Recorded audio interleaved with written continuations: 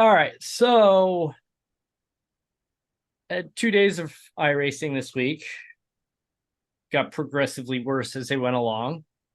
You didn't have a bad night tonight, or Wednesday Wasn't night. great. Wasn't bad, wasn't great. I rage quit. We'll talk about that in a little bit. However, IndyCar, man, I don't know what happened over the weekend. That was yikes. We got a lot to talk about there. A little bit to talk about on Kansas, Formula One coming back. Sepha Racing's Garage Talk. I'm DJ Fluck. I'm Eric Richardson. So we'll get to that.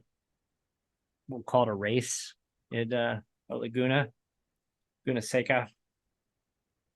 Is it Laguna Seca or Laguna Seca? Because I've heard it pronounced both ways, and It probably depends who you talk to. I think so. I've heard it both ways, but I think it might be Laguna Seca. That's what I've more commonly heard. Yeah, I don't. Whatever. Or people just call it WeatherTech or Laguna. Yeah. That's blasphemy. That's like calling the Sears Tower the Willis Tower. I still call it Sears. As does everyone else, except for the Willis people. So behind closed doors this week was at Indianapolis. Yeah, and this is a big race, 250 miles, 200 laps. Yeah, 250 miles. I can't do math. You can't do math, and I don't know what happened coming out of turn two, or I just kind of turned myself sideways. And in turn two, before there's the wide area off the track on the backstretch, and you kind of come out of turn two, and there's like this wall, and I caught right at the end of the wall and just obliterated the front end of my car. Had I been like 10 feet further, it would have had that wider area that maybe I could have saved it. But no, I went head on.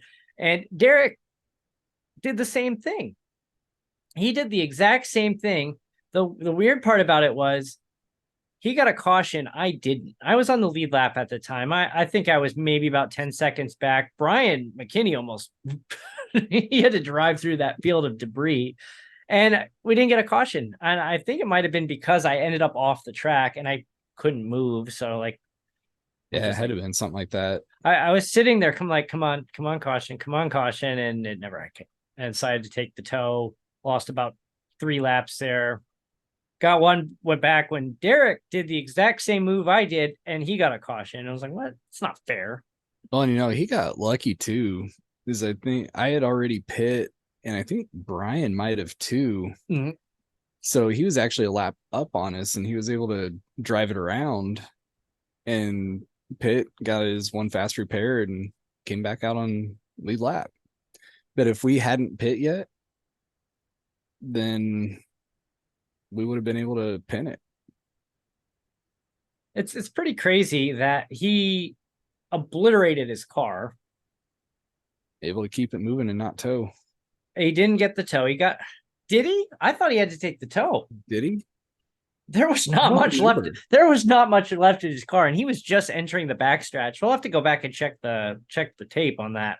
But I was right behind him when he just destroyed his car. But it's the benefit, even on towing, it's such a big track, and when you slow down for the caution and you're a lap up because of pit stops, that's a lot of time. I mean, he got a minute 20. The tow I got was like a minute 24 or something like that, which that's about right for a pace lap. Yeah, you're 41 seconds on almost 42 seconds really on at that green point. Flag run. Mm-hmm. Then you add that in, that's 2 minutes to get around for a couple laps. The other thing I did is my dreaded just botched the green flag stop. I was maybe 6 seconds back of you guys when I took my green flag stop. I went an extra lap, and then I came into pit, and I think I just slowed down too quickly because, I mean, I had the limiter on. I was maxed out the whole time. I didn't overshoot my pit, so it must have been just how my slowdown and my re-entry. My re-entry was probably a little too conservative, but I was lighting up the tires and I was sliding, getting sideways. It is so easy to lose it coming out on cold tires. around that turn 1 onto turn 2 and then re-entering the track on the backstretch. It's so easy to lose it there. And I think it was a combination of I slowed down too quickly because I didn't want to lock up like I did the week before, and I was too slow exiting. And I walk out 6 seconds, or I go in 6 seconds behind. I come out 16 seconds behind. Yeah, each run, usually turn 2 is my kryptonite, but it was turn 4 on turn that. Turn 1 is usually I came out of 4, and every fuel run, I smacked the wall. Okay. Then I knew I still had one more stop. It was around like lap 60, 57, I think, when I last stopped. And it's like lap 67. Like, all right, I'm under 40 laps to go. So I can split this. I'm at 67. Like, all right, 23 laps to go. I can make it on fuel. But I was losing like 2, 3, 4 tenths a lap. So I think I was doomed either way. And I pit. And then as I'm doing it, I'm like, I have 30. Or they're like, you need to stop again. I'm looking at it. Oh, come on. I actually put extra in and crossing my fingers for a green-white checker. I was hoping there'd be a caution or something so I could get the lap back, and never happened. Nope. But yeah, it was just disappointing all around. I mean, it was just I was doing all right until I ate it, and then I fell behind, and I just couldn't recover after that. So hopefully we can still grow the league. We're proving that even with a handful of cars, we can have some racing. I like Derek's video that he posted of him passing you on the outside of turn 3. Yeah, a little dangerous there, but he made it stick. I don't know how, but he made it stick. Indianapolis, it's so hard to pass for one, and if you get the run, you're a sitting duck. Mm-hmm. Oh, he got the run. That was a monster run. Yeah, he had the run. I tried to snake it, but it wasn't going to matter. And when I saw he was going outside, I actually backed out. I said, you know what?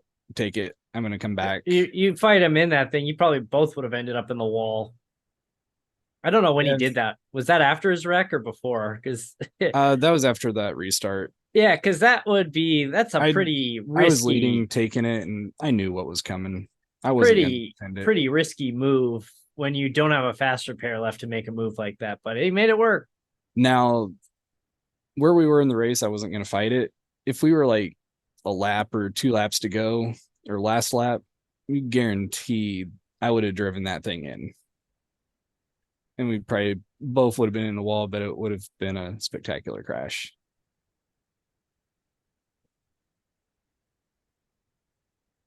We're at the halfway point with Phoenix coming up.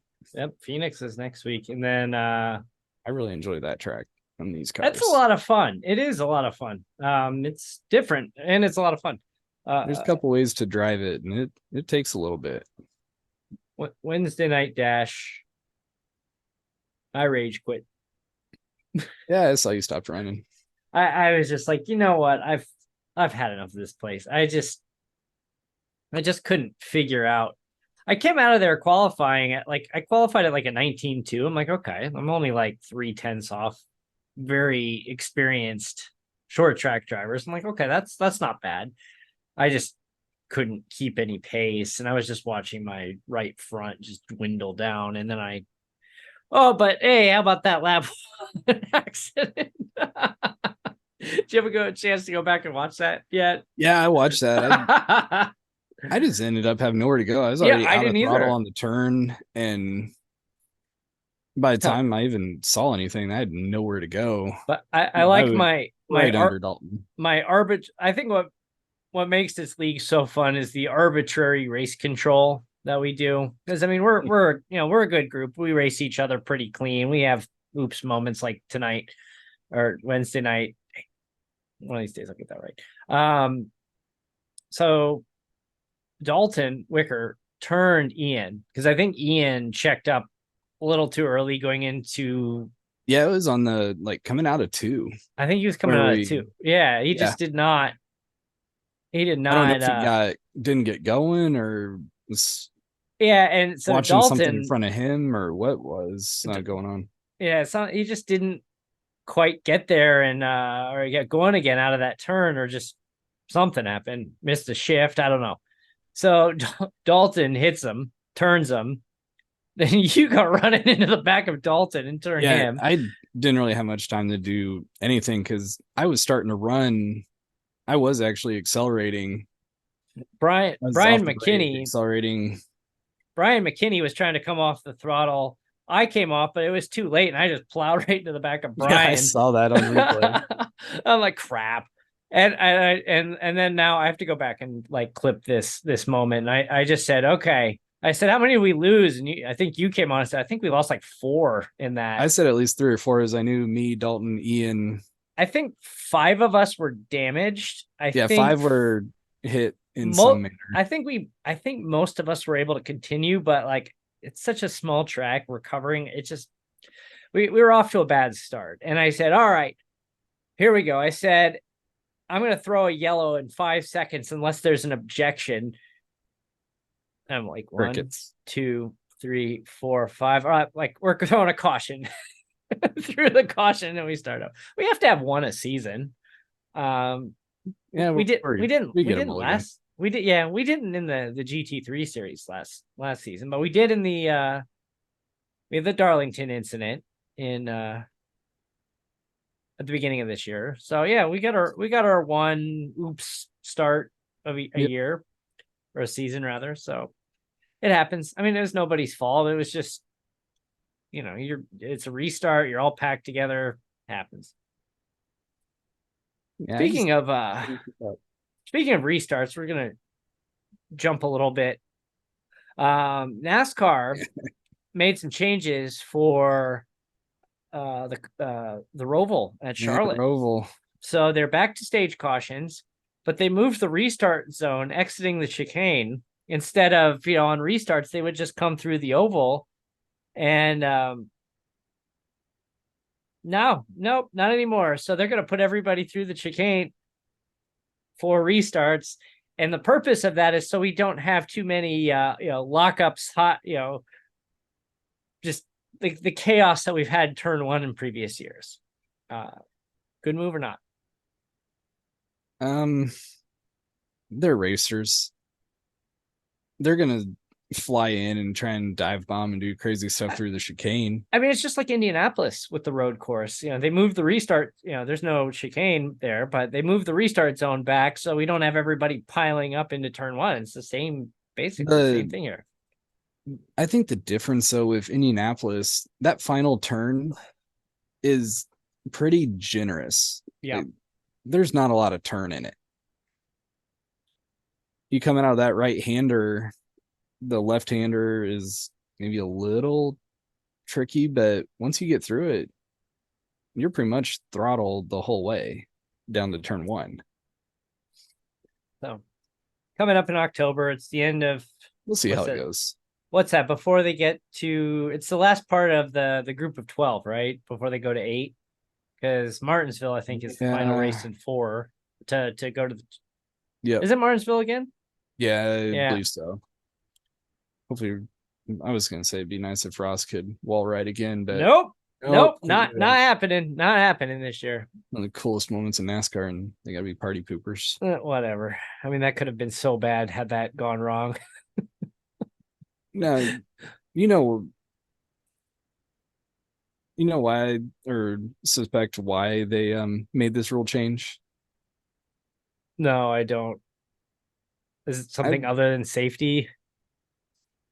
No, add to the drama for TV in the playoffs. Oh, yeah. Okay. Yeah, good old artificial drama. I'm gonna rag on the whole playoff system again. Yeah. Martin Truex won the regular season, and he's on the outside looking in. He could get bumped out this weekend, and not, and strategic. It's completely strategic where they finish each section with. You're putting people at Bristol, where I mean, you finished the regular season at Daytona, where literally anything can happen. You finished at the Bristol night race, where anything can happen. You put the next round ending at the Roval, which anything can happen, and then Martinsville again. That was totally done on purpose. Somebody Yes, in the it was. NASCAR scheduling room was just sitting there evil laughing as they put this schedule together a couple of years ago and said, It's we're probably like gonna what they did when we put a schedule together. Let's have some drinks and hey, listen to hey, this idea. how Put can we Bristol. stress the drivers and strategists and crew chiefs out the most? Oh, I know. Let's put the Bristol night race as an elimination race. Hey, here's another great idea. Let's do the Roval. Hilarious. It is hilarious. I do say that. But anyway, Kansas race. I actually watched the Indy race more than the Kansas race. I was flipping back and forth. I Yeah. had plenty of time to do that. Yeah, I mean, it was up. Another caution. Let's go watch Kansas. Up, we're back. Up, there's another caution. Up, who's getting shoved this time? Who's Devlin pushed Malukas into the gravel. So whose idea was it to make what, like 130-degree turn? That's usually the final turn. Make that turn 1. And let's race into it on a restart. That Like, what genius thought of that that idea? that was a hold your breath. It's like these early restarts. Like, I don't know. I just you had like the perfect storm of crap this weekend, and you just had the track repaved. It's the I don't think final. the tire selection was ready for that track. No, you had tire concerns. You had a lot of money on the line getting into that top 22 to get your bonus. That Yeah, and several that's drivers $1 were million on that. bonus. Yeah, $1 million bonus. Several drivers were on that cut line. And that goes to the team for next year. And David Malukas moving over to Arrow McLaren, who Yeah. as a team had a bad strategy weekend. I don't know what that was all about. But man, Scott Dixon, how about that guy? You thought his day was over in lap Takes one. a penalty, and although I wouldn't fault him on that. No, Avoiding contact or avoidable contact. Come on. yeah, and it's funny. There were It's like multiple incidents happening at the same time. what are you gonna do? Graham Rahal. He finishes. Did you hear Graham Rahal's quote? He said, What was it like? This is the most I've seen AMR. Or I've seen them more than my wife or something. Yeah. It's like, that's a great quote. He's seen the medical team more than he's seen his wife this year. You gotta feel for him getting He's just taken out that first lap.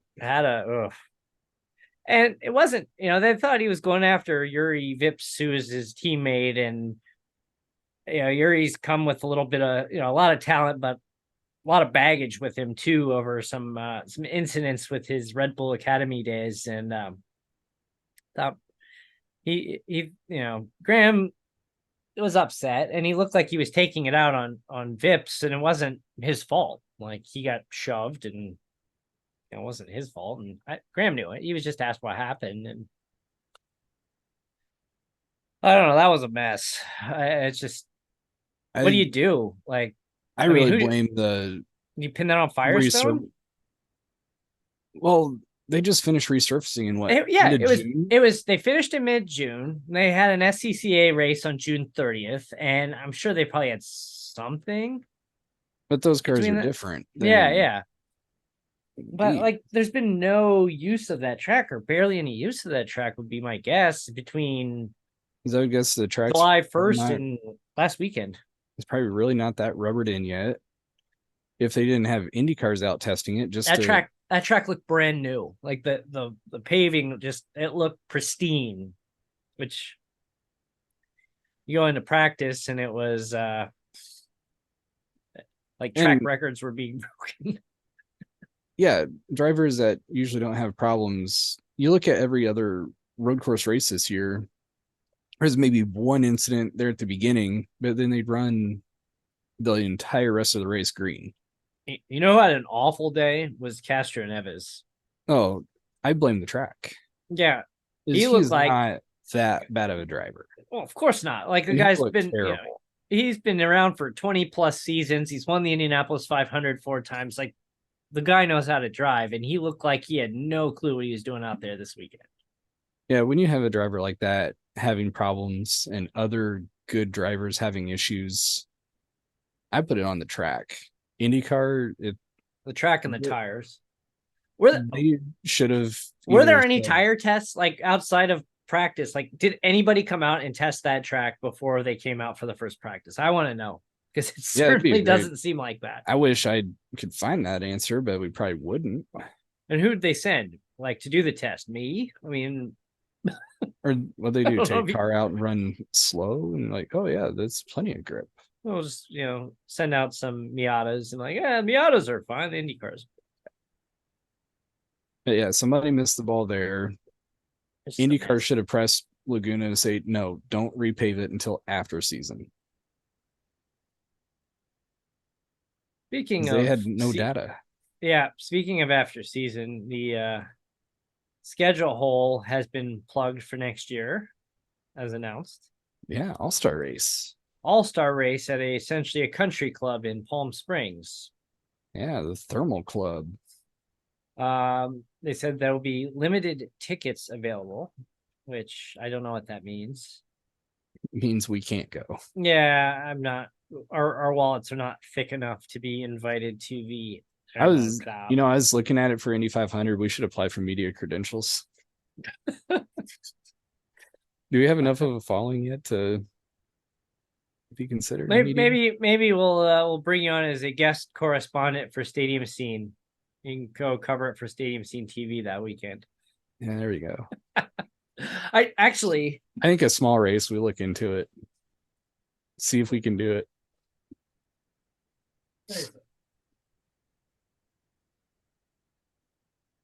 I can't keep in my life anymore. Anyway, where we're I'm cleaning to my junk drawer of crap here. Well, I'm making a huge mess over here. Where the heck is it? There it is.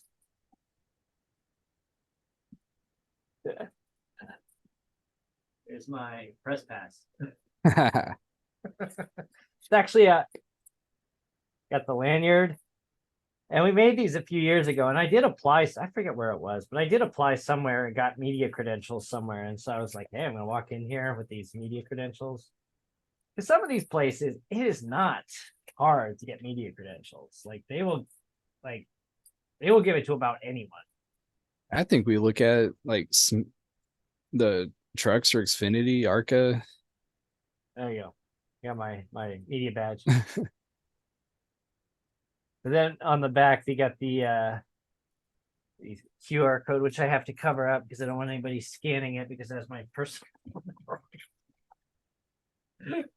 Oh man, I think it. Anyway, yeah, that was a mess. I don't know what to do. I mean, you gotta.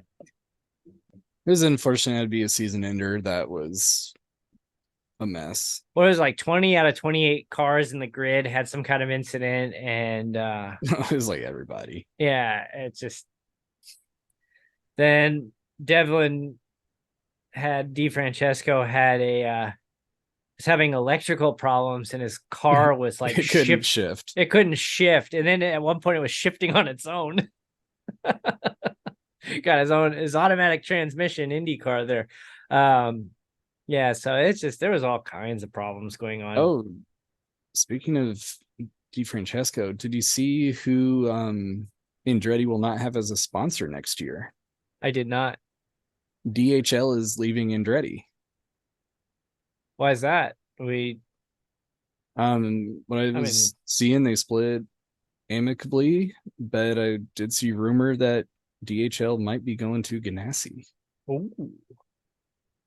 So it's always fun when big sponsors get stolen by other teams. Well, and that's also Grosjean's car. He doesn't have a gig lined up yet, and there's questions on. I think he's got to go sports cars. I think so too. See, they're never letting him back in Formula One again. I just see that highly unlikely at this point. Actually, does he even qualify? I can't imagine. I did find the shirt, the shirt that says I'm like super licensed qualified or something. That who was it? Was Pelot was wearing it, kind of mocking Colton Herta. I found that shirt. I'm like, should I get it? Like, would that be hilarious to walk around wearing a shirt that says I'm super licensed qualified, which most certainly not. Funny stuff. IndyCar season over. Alex Palou, champion, returning to Ganassi next year as of this point. I guess we'll see what happens when they hit the grid in St. Pete. Formula One heading to Singapore this week. Does Max make it 11? Yeah. I mean, short of it raining in Singapore, and we've been playing clips of when it rains in Singapore, what happens, and there's a clip from 2017. You had Sebastian Vettel and Kimi Räikkönen basically like both wrecked. Max got wrecked on the. There was a McLaren involved, and I'm not sure who was driving it then. And yeah, it was a mess. And Max was on the radio. He got hit, and he's on the radio talking, and he gets hit again. He just goes, ah! Okay, so I found this Instagram account that's hilarious. And they have this thing called the Red Bull Comedy Club.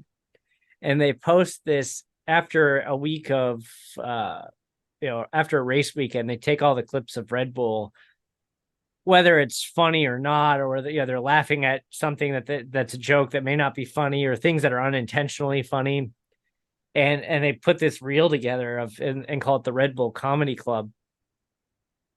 And they had like the clip of Max's engineer, like, did you learn anything today? And he goes, no, not really. But the best one was for Zandvoort. They were doing some bit where Max was asking Checo questions about the Netherlands. And the first question was, what are the colors of the flag of the Netherlands? And Checo goes, orange. Max like, no! He got like really upset at him. But then the best one was, what is the national flower of the Netherlands? And Checo, without even skipping a beat, goes, weed. Max about fell over or just lost it. That's hilarious. Because at the time, it was like the only legal place in the world. Yeah, right. But then the best part is like, but then they do these things that are like unintentionally funny, where like Max is doing his grid walk. Like, what is it going to take Max to win today? He goes, well, finishing first. Just completely straight face as he says it. Yes. Oh, it was a couple of years ago. I almost wanted to make a shirt on this one. It was a NASCAR race. Forget who the commentators were, but Jeff Burton's like, whoever breaks the least today is probably gonna win. Like, yeah, agree with that. Oh man, yeah, we got a busy weekend. I mean, no IndyCar season's done, so we've got Bristol night race Saturday, Sunday Famous morning, for throwing shoes and helmets and punches. I don't know. We're gonna see a fight this weekend. I hope so. It's been a while. NASCAR needs it. They really, yeah, and they don't need some security guy to get in the way of.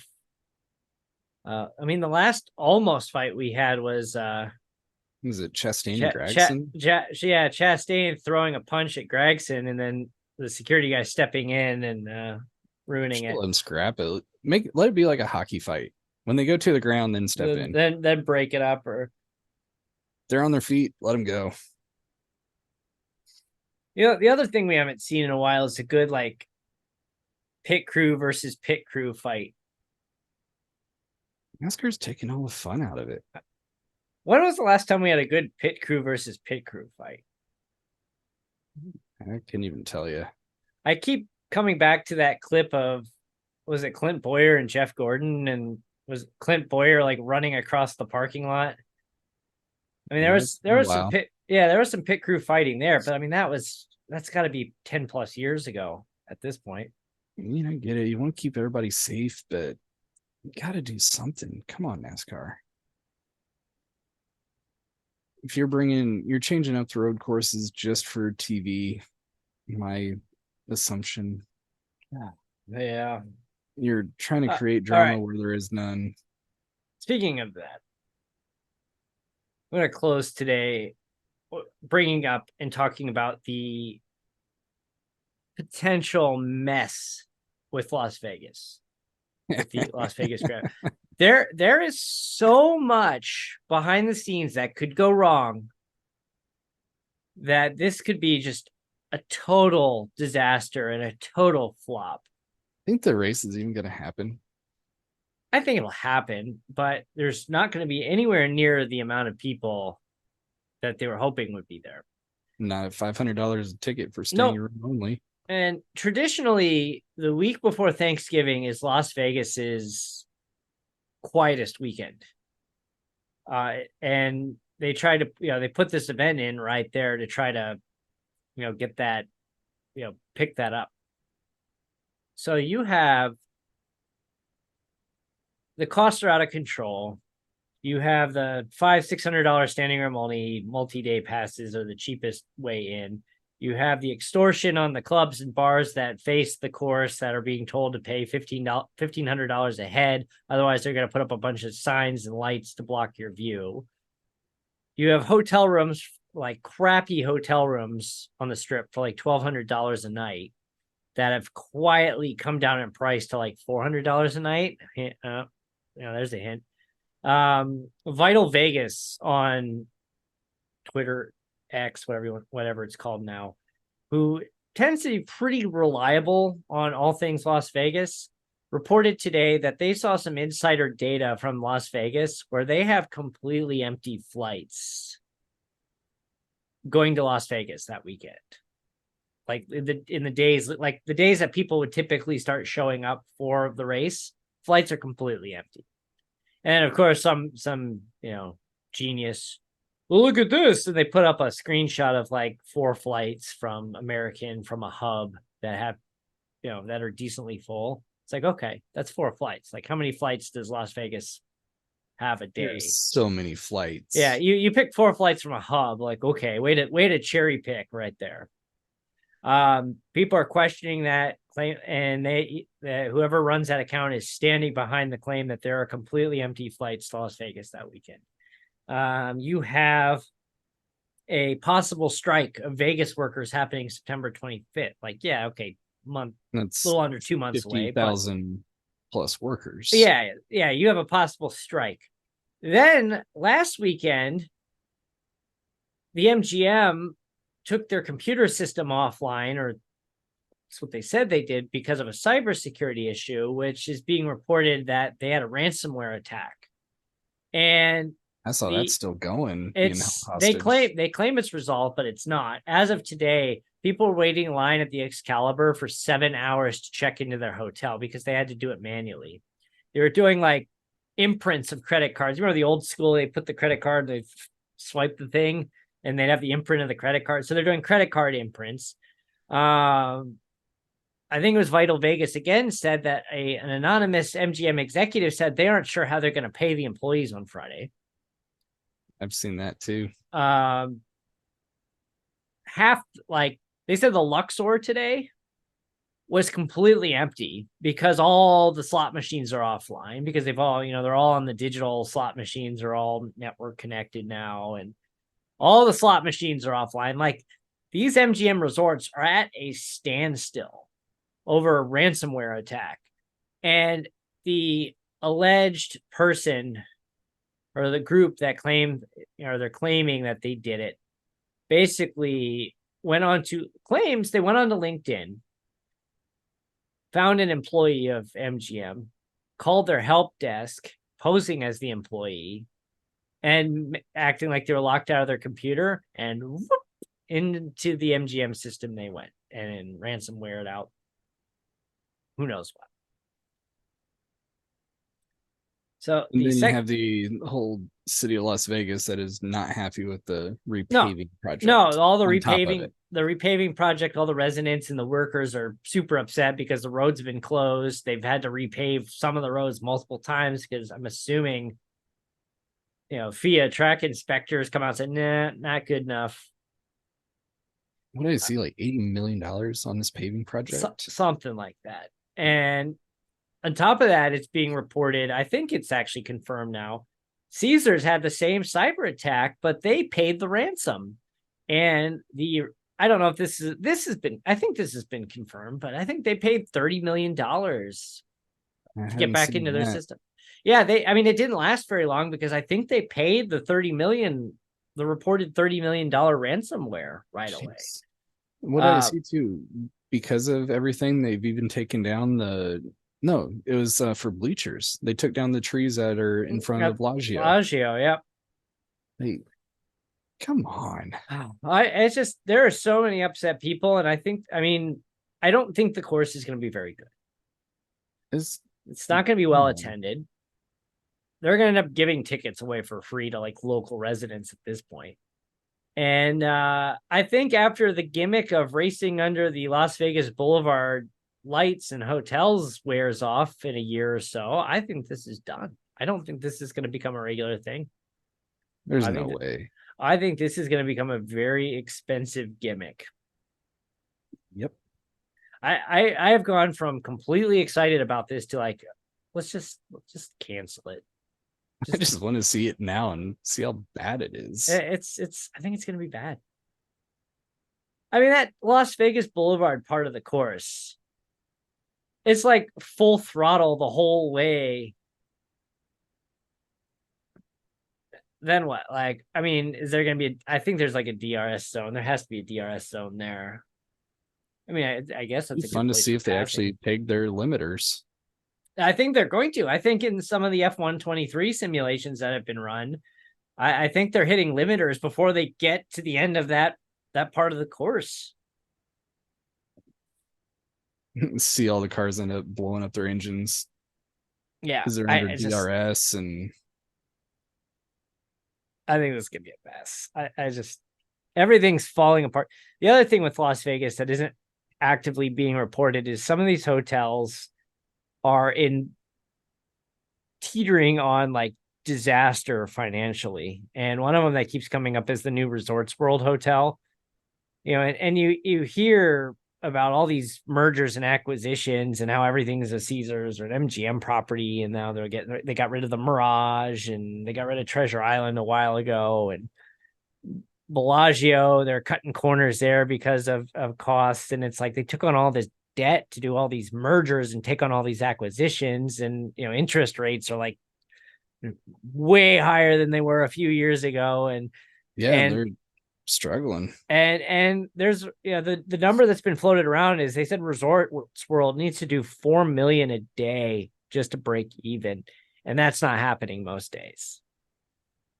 It's like, what's going to happen? Like, there's going to be this, and then they're opening the Fontainebleau, which has been sitting, that was a relic from the last major financial collapse of this country from 15 years ago. And it's finally opening over Thanksgiving. Like, it's going to be open, I think, in time for the Formula One race. And like, you already have Resorts World that's underutilized. You've got Fontainebleau opening up. You've got MGM having their problems. So like it almost looks like Vegas is going to implode on itself. Like, we're going to see like 4 closed casinos. Got too big. It's just these mergers and this debt. It's like, welcome to the CNBC Business Hour. So if this Vegas race does indeed flop, who's it on? Is it on Formula One, FIA? I think it's all the city, the states. I think Clark County has a lot to blame here. I think this is a colossal. I think this is just a colossal failure on I think this has a lot of arrogance. I think they said, "Oh, we're gonna go to Las Vegas." I was like, "Ooh, Las Vegas! What a great place to do that, a night race." And they got greedy, and I think they're gonna pay for it. I think the taxpayers are gonna pay for it big time. I think the hotels and casinos and the bars and the restaurants and who knows? Formula One's probably gonna walk away with a huge paycheck. Oh, they'll get their money. Yeah, they'll get their money, but I think it's gonna be a mess for everyone else. Anyway, We'll see what happens here in about 10 days with the and workers. Here in a couple weeks, Motorsport Games alleged announcement. Didn't have time to talk about that tonight. We'll talk about that next week, but I think IndyCar is losing hope that that game will ever see the light of day, or a competent game will ever see the light of day. But everyone They've else seen 3 screenshots and some amazing new technology. Yes, and the funny thing is, Mark Miles, who's head of Penske Entertainment, said, "Oh, we've seen in the development studios, and it looks amazing." And it's like, no offense to Mr. Miles, he's not exactly in the video game simulator demographic age-wise. And it's like, are you really like qualified based on Motorsports Games track record with their last NASCAR game, which is a pile of garbage? Are you really qualified to be like, oh yeah, this is going to be amazing? Like, It'd actually be hilarious. I'm not saying they did it, but if they use like a screenshot or image or video from iRacing, that would be hilarious. I mean, yeah, they're like, oh, it's going to be this breakthrough technology. Like, what breakthrough technology is that? Like Motorsport Games finishing a game? Unless you're giving me a card, that'd be pretty breakthrough. Yeah, or I don't know. It's what a mess. A lot of messes. Next week we'll break that. We'll talk about it next week. IndyCar is over. So we don't have one less thing to talk about for a while. We postponed the AFSP 200. We're gonna do it sometime in November. It's just, I don't know why. There was just a lot. Like, there's no NASCAR race on a Sunday, but there seems like everything else is going on that weekend. So a lot of people were showing interest, and they just like, I can't make it that weekend. So we'll wait till NASCAR is done. We'll run the race in November. We got a couple feelers out for some partners in this, and we'll try it again in November. Just fortunately, it's not going to work out for this week. Is what it is, but we're gonna make it. It's gonna happen. We'll find a way to make it even better now. Yep, and we got more time. Hopefully, we don't push this thing to the very edge again. But at FR Racing Online, frracingonline.com. We'll talk also about my new chair. I'll put up a blog post here soon about my new chair here, which is actually a racing bucket seat mounted to a rolling chair. Yeah. Well, I may have to post about my racing chair too. Your kitchen table chair. Yep. I mean, posture wise, this thing is great. I don't like that it rocks, but that's we'll figure it out. Thanks for watching. Thanks for listening. Again, thank you for subscribing. Really appreciate all the support we're getting from this. Don't know why you're spending your time listening, but you do, and we appreciate it. Yes, we do. Thank you so much.